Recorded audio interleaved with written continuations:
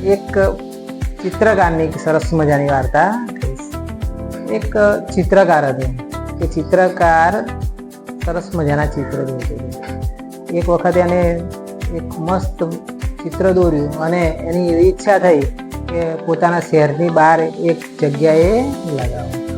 એટલે એને ચિત્ર દોરી અને શહેરની બહાર એક મોટા બોર્ડ પર લગાવી દીધું.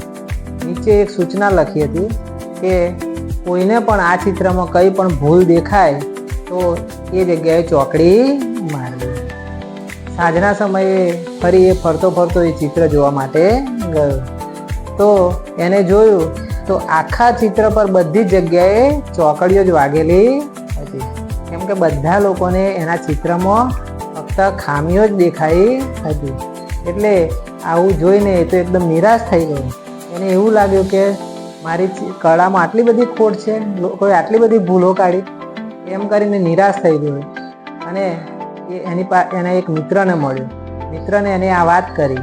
તેના મિત્રએ એક સલાહ આપી કે તું આવતીકાલે ફરી ચિત્ર લગાવવી અને આ વખતે હું કહું છું એ પ્રમાણે એમાં નીચે સૂચના લખવી.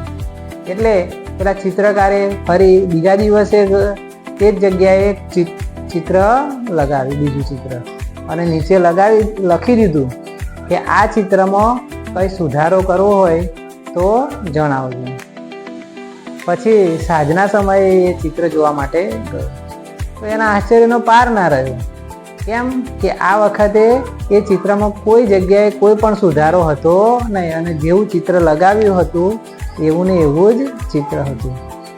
એટલે આપણા જીવનમાં પણ એવું છે કે લોકો કેવા હોય છે, આપણી ખામીઓ શોધવાની હોય તો ખામીઓ કાઢવા માટે અને ટીકા કરવા માટે તો તૈયાર જ હોય છે, પણ એ ભૂલોને સુધારવા માટે એ કોઈ હોતું નથી.